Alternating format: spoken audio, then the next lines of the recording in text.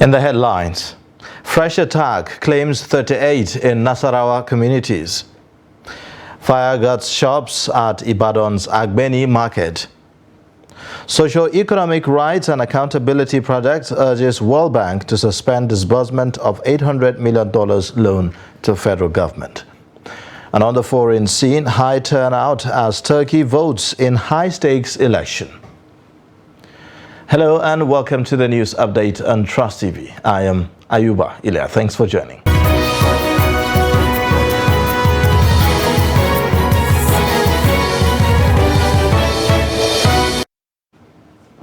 And now the details. At least 38 persons, including children and women, have reportedly been killed by gunmen in Takalafia, Karu local government area of Nasarawa State.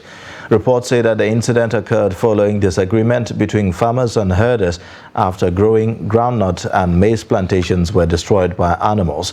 Our correspondent also learned that the incident happened in Gwanja community close to Takalafia 2 weeks ago. The authority of Karu local government area had intervened in the matter and it was settled. However, the opposing side regrouped and launched a fresh attack on Gwanja community, killing 4 people. The deputy governor of Nasarawa State, Emmanuel Akabe, who led government delegation to the mass burial, condemned in strong terms the wanton killings and destruction of property worth millions of naira. He, however, assured that the state government will provide relief materials to the displaced victims, urging the affected communities to give credible information to the relevant security agencies. Fire razed 5 rows of shops at Agbeni Market in Ibadan on Sunday. General Manager of the Oyo State Fire Service, Yemi Akinyinka, however, explained that the fire had been put out. He said a security man at an adjoining bank placed a distress call to the fire service at 4:37 a.m. when the market was closed. Akinyinka said that no life was lost to the fire and thanked the CBN Fire Service for giving access to Oyo State Fire Service to use its fire hydrant to put out the fire. The cause of the fire incident is unknown at present. The Socio-Economic Rights and Accountability Project has urged the World Bank President David Malpass to use his good office to suspend any disbursement of an $800 million loan to the federal government of Nigeria. The civil society organization is also asking the Global Bank to request from the incoming administration satisfactory explanations to justify the loan. Saraf urged the World Bank to reopen discussions on approved $800 million loan with the incoming administration to clarify details on the use of the loan since the tenure of President Muhammadu Buhari ends in May. A letter signed on Saturday by Saraf Deputy Director Kolawole Oluwadare challenged the World Bank to comply with its own articles of agreement in disbursing any loan. Now, barely 15 days left to the end of President Buhari's administration, Nigerians are expressing mixed feelings over the president's handling of the fight against corruption. The fight against corruption has been a top priority for the President Buhari administration as a leader. Now, the fight has been a top agenda of his government since taking over power in 2015. Trust TV's Ibrahim Ismail speaks to political experts and Gombe residents on the anti-corruption crusade of the administration. The report. The Buhari administration repeatedly gives figures of assets recovered from thieving officials since coming on board in 2015. Some of these records were given by the president himself. While attending the London Anti-Corruption Summit in 2016, President Buhari said his government recovered assets and funds totaling $9.1 billion as part of its anti-corruption drive. But there are conflicting figures on the exact amount recovered by the Buhari government. The Attorney General and Minister of Justice Abubakar Malami said $1 billion had been recovered from May 2015 to December 2022. And some critics say the Buhari's anti-corruption fight may have complicated the situation instead. Somebody who has integrity, somebody who is honest. But unfortunately, the PDP that he went around for 12 years castigating as corrupt. It's even better because they have never charged somebody to court, convicted, and they relieve him. But he did same under his own government, something that is unprecedented. With less than 3 weeks to the end of Buhari's era, Nigerians share mixed feelings on the role of the former military head of state in the fight against corruption. He personally took a stand against corruption, but there were a lot of scandals that can only be uncovered after his government. But he is a good leader.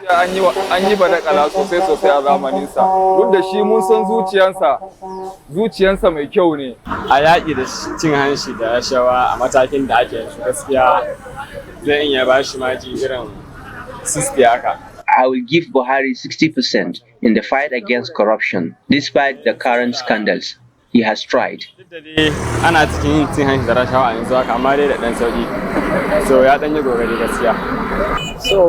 zan iya bata 55%. Me yasa ba za ka bata 100 ba? I will score the government 55% in anti-corruption. They failed to get 100% because of the ongoing scandals. His cabinet have failed him. Ya kokari ya riga ya bayar su ko sun yi wasa da damar su. As the president prepares to leave the presidential villa, political scientist Dr. Babayo Sule said although the president will be remembered for his passion to fight corruption, his efforts were marred by countless flaws.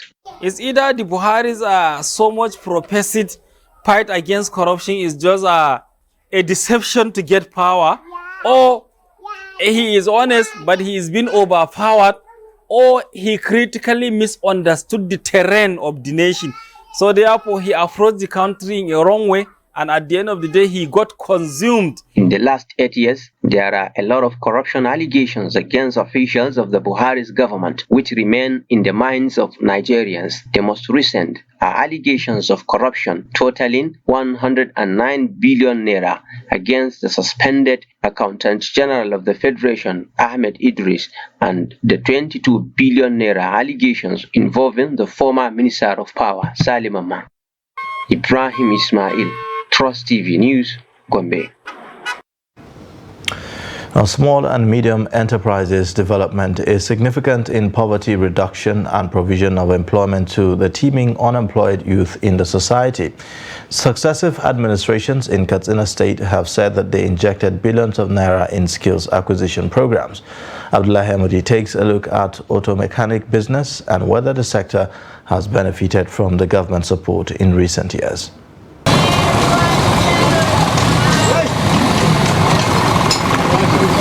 These auto mechanics are operating without any training beside the one they had on the job, with little or no modern working tools. Decrying less patronage due to high cost of spare parts, the mechanics blamed their condition to inflation and lack of government attention to their plight. The security of this job can be guaranteed if government patronizes us and co-opt our members in some special periodic trainings, especially at engineering department of Hassan Usman Katsina Polytechnic, to help and develop our skills.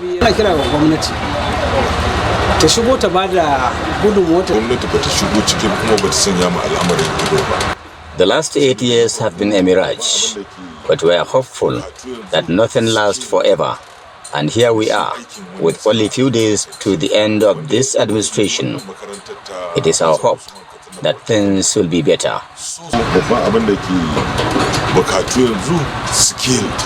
They expressed hope that the Dikko administration will make a difference, considering his vast experience as the immediate past boss of Small and Medium Enterprises Development Agency, SMEDEN.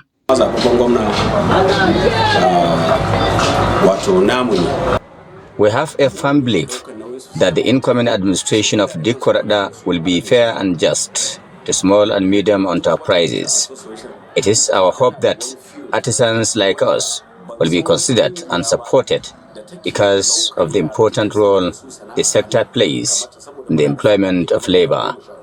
bisa wasu dalilai wanda ya zauna wani sashe shi sashen da mu yake hulɗa kai tsaye. Observers say businesses require a little push to develop the skills of the artisans, to employ more number of youth, to reduce restiveness and guarantee a vibrant economic development. Abdullahi Ismayamadi, Trust Television News, Kaduna. Ahead of May 29 inauguration of the incoming administration, there have been continuous complaints against some policies of the outgoing government of President Muhammadu Buhari.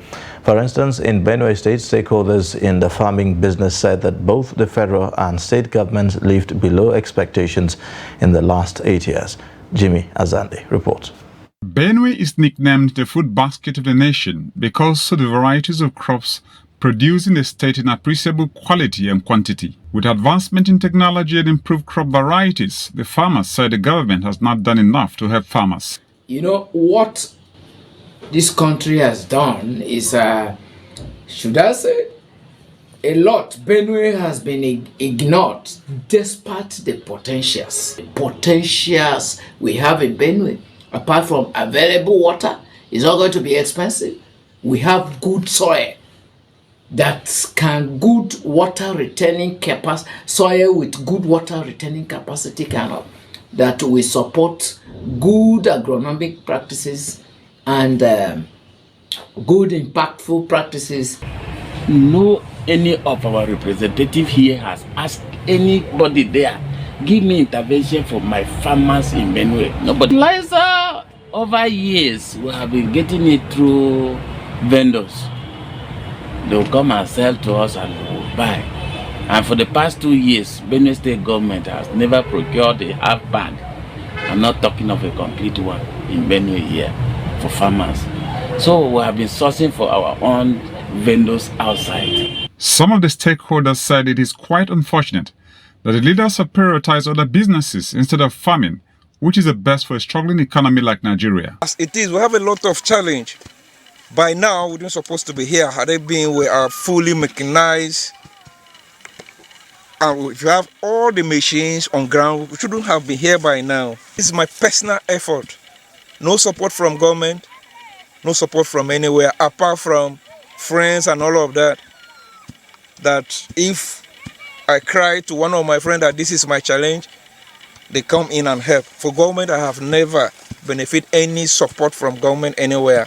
The farmers urge the incoming administrations at the federal and state levels to do more for agriculture. Over the years, there has been good provisions for farmers in documents, but the stakeholder in the agricultural value chain said the reality on the ground is not commensurate with the policy documents. The All Progressives Congress has released the official pre-inauguration photographs of the President-elect Bola Tinubu and his vice Kashim Shettima ahead of the May 29th inauguration. The photographs were shared via Twitter by Tinubu's spokesman, Bayo Onanuga. Onanuga confirmed that the Presidential Transitional Council for Tinubu approved the photographs. The Independent National Electoral Commission, INEC, had declared Tinubu the winner of the 2023 presidential election. Running on the platform of the All Progressives Congress, APC, Tinubu defeated Atiku Abubakar of the People's Democratic Party and Peter Obi of Labour Party. Atiku and Obi are contesting Tinubu's victory at the presidential election petition tribunal. Now, all Nigerian students fleeing war-torn Sudan have been successfully evacuated from Sudan. The Nigerians in Diaspora Commission made the announcement on the federal government's behalf. Since the commencement of the evacuation exercise on May 3rd, no fewer than 2,518 Nigerians have been airlifted to the Nigerian soil. Saturday's evacuation happened to be the 15th batch, where 125 more Nigerians arrived at the Nnamdi Azikiwe International Airport, Abuja. The evacuees arrived at 12:49 p.m. on a TACO B737-300 aircraft from Port Sudan. The latest arrival brings the total number of evacuated Nigerians from Sudan to 2,371. You're watching the news update on Trust TV. Coming up shortly, We'll take a look at alarming rate of youth unemployment. Details and more after the break.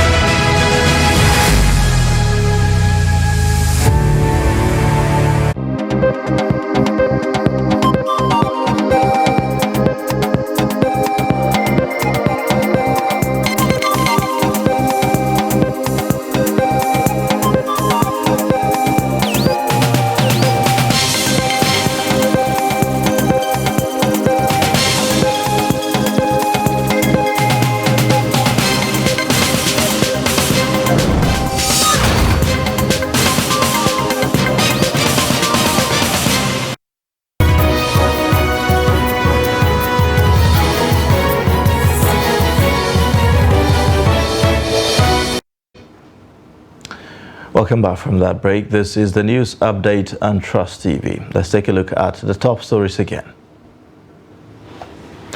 Fresh attack claims 38 in Nasarawa communities. Fire guards shops at Ibadan's Agbeni Market. Now moving on, the Inspector General of Police Usman Alkali Baba has ordered the arrest of Afrobeat star Seun Kuti, who was captured on a viral video assaulting a police officer. This was disclosed in a statement by Force spokesman Olumuyiwa Adejobi. According to him, the incident will also be investigated. The IGP has equally ordered a speedy and full investigation into the remote and immediate causes of the assault and prosecution of the suspect accordingly. IGP Usman Alkali Baba assures Nigerians that acts of contempt, disdain for symbols of authority will not be tolerated, while offenders of such heinous crimes will be surely brought to book. But in a cryptic Instagram story on his profile, Seun Kuti claimed that an attempt was made on his life and that of his family. While he claims to have proof of that, he noted that the person has apologized, thus he won't press charges against him. Now, unemployment across the country has continued to rise at an alarming pace, giving rise to fears that it may lead to severe societal dislocations. Unfortunately, the youth population is in the majority, which means that the young ones are bearing the brunt of the situation. In this report, Trust TV Kabir Lawal speaks to Abuja residents on how best youths can be engaged to make them contribute their quota to the upliftment of the country. The report. Unemployment figures in Nigeria are sounding a warning bell. Citizens are well within their rights to be concerned, especially as youths, who are most hit by the negative parameters, do not have a sense of inclusion. But it seems things will get worse, going by the data from the National Bureau of Statistics, which recorded an increase in the national unemployment rate from 21.3% in the year 2018 to 33.3% in year 2020, and which is projected to go higher. In Abuja, youths are not ignorant of the worsening unemployment indices and want government to do the needful. I've always said that it's not in the hands of only government to solve the issue of unemployment. And I'm happy that somebody like Asiwaju Bola Ahmed Tinubu, who understands how the private sector works, what the private sector needs to provide the job, is going to be the president of Nigeria. And I like what he says in his manifesto, that he's going to incentivize the private sector to create jobs. So what that means is that if you create a certain number of jobs, you get certain incentives like less taxes, maybe credits by the government. If you look at the situation in Nigeria right now, the major problem is the youths are not being engaged properly. You understand?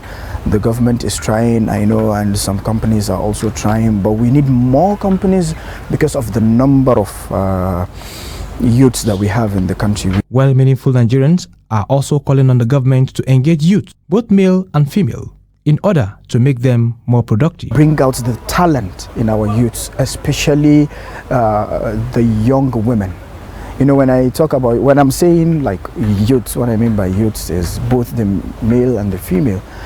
But at some point, we are considering the female also, because they also have their own talents. But the psychological beliefs in Nigeria and other cultures are banning the young ladies from contributing to the society. You see, when it comes to unemployment, the government has its own blame, the youth also have their blame. In an environment when you find out that government cannot really give everyone a job, especially our young school leavers, they need to find out where they fit in best by way of talent. So I don't think the government can control what is happening now, because the large numbers of students graduating from the higher institution into the labor market, they are more. They can't handle this situation.